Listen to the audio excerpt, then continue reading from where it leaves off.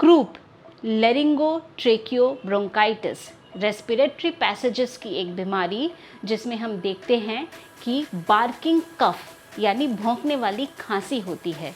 इसके साथ साथ जब बच्चा खांसता है तो ऐसा लगता है कि छाती अंदर की तरफ धंस रही है, रिट्रैक्शन ऑफ द चेस्ट।